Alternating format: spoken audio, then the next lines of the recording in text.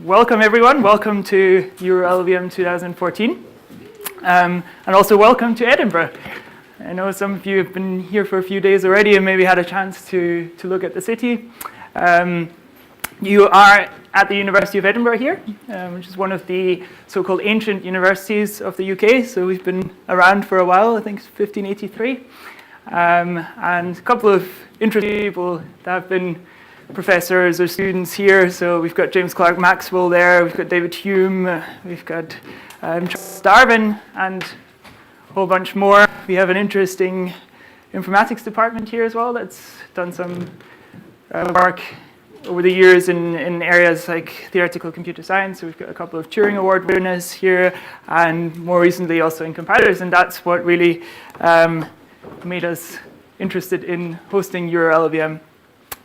Before we get to the actual interesting stuff, I have a few announcements that I need to make.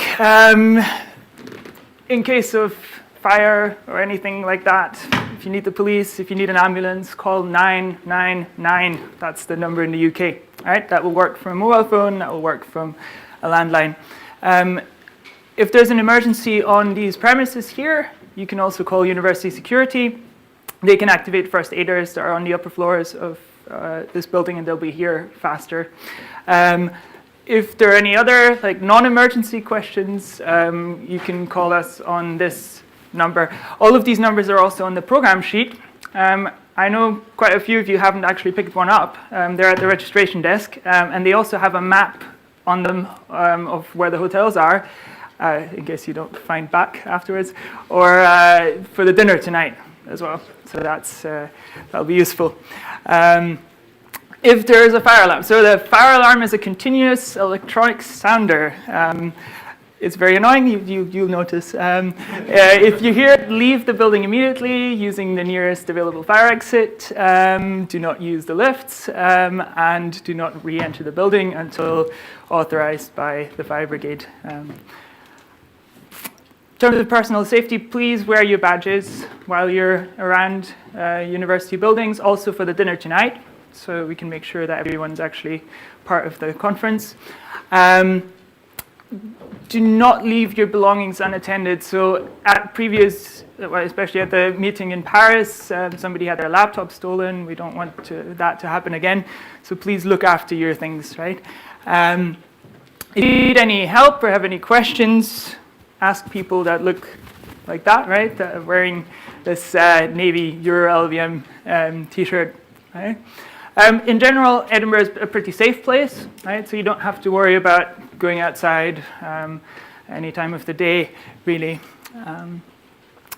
Right, this is the 4th European LLVM developers meeting, right? So it's been going for a few years already. The first 2 were in London, 2011, 2012. Last year was Paris, and now we're in Edinburgh. This year we have 211 registered participants. That is actually a new record, right? So I think we went up from about 180, 190 last year to 211, so it's growing. I think tells you something about the strength of the community at this point, and also the support from various industry partners. The attendees have a broad range of backgrounds. So we have students, we have people from academia, we have a large number of industry representatives, and we also have some enthusiasts, that just like hacking on LLVM in their spare time. And it's very nice to have that broad range of backgrounds. Also lots of different nationalities, not just from Europe. We have a decent contingent from the US as well. We have a decent number of people from Russia. So it's great to see that breadth in a way. Of course, this whole event would not be possible without the generous support of our many sponsors.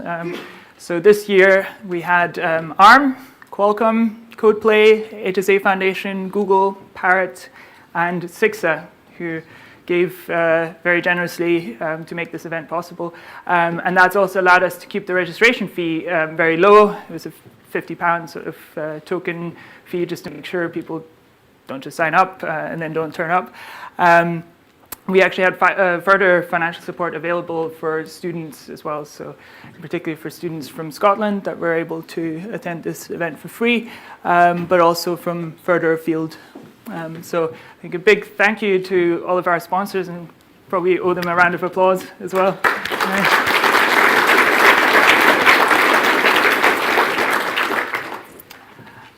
There will be a raffle, actually. Again, this goes thanks to one of our sponsors. There will be a raffle on Tuesday, so tomorrow in the closing session. And to enter that raffle, you have to fill out the conference feedback form, right, which you can find at tinyurl.com/urllvm.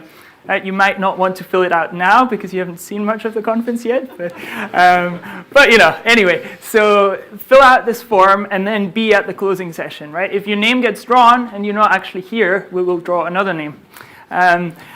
In terms of what you can win this time, so Parrot, a French company that are using LLVM quite extensively, have given us 7 of their products this year.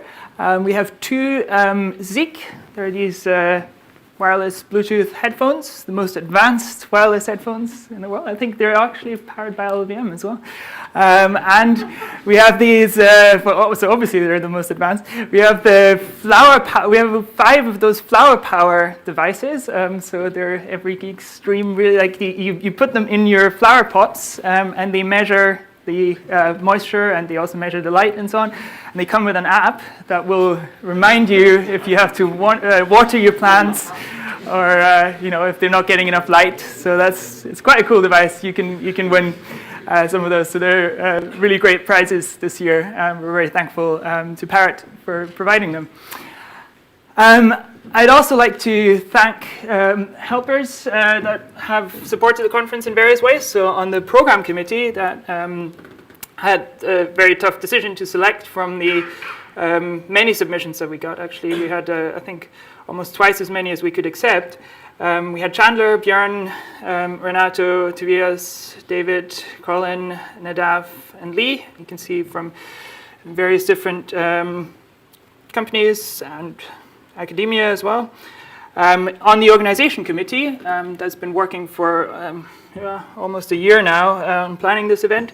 We had Philippe, Arnaud, Björn, Duncan, Christophe, Lee, Renato, Sylvestre, Tobias, and myself. And then a local group here, we had again Björn, we had Stephen, Chris, Alberto, myself. Then from the admin department, we had Heather and Steph, and various other student volunteers from the 2 universities here in Edinburgh, from Edinburgh and Heriot-Watt University. So very thankful for the time that all of these individuals have generously given to this event.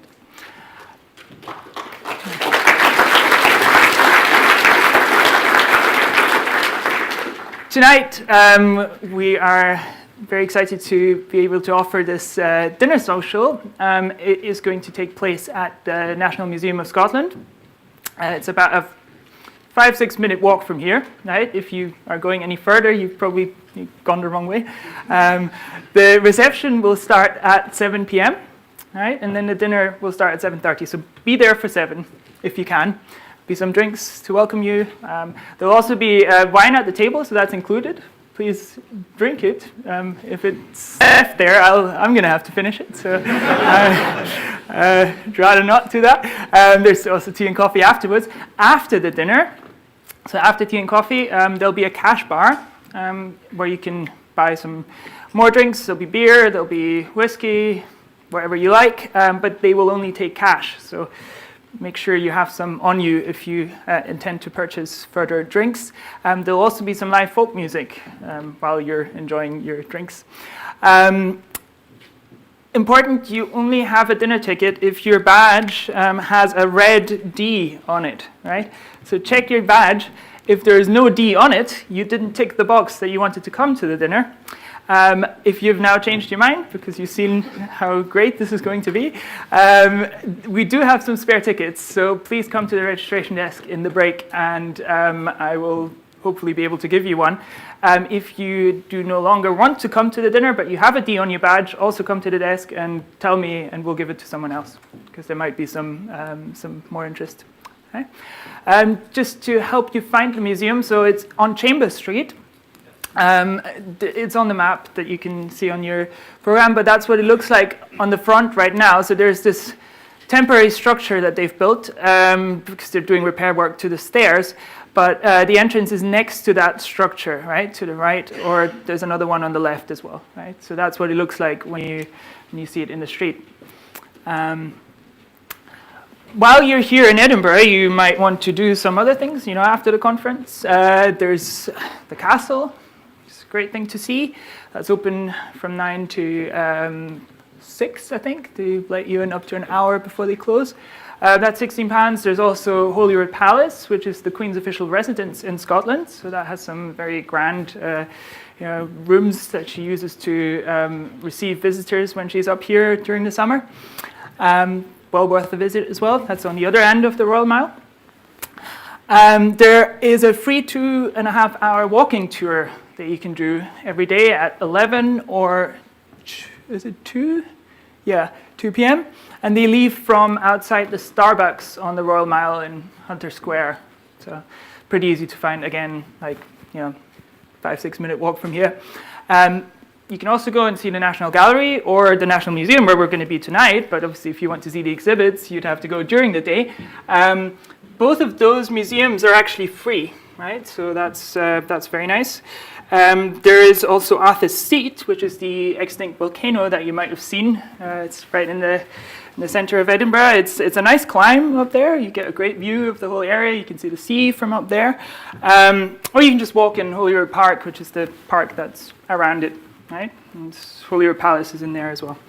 Or you just walk around Princess Street Gardens, do some shopping, or go to the Georgian Newtown, which is north of Princess Street, north of George Street. It's well worth a visit. A couple of other things while you're here. This could be considered health and safety notices as well.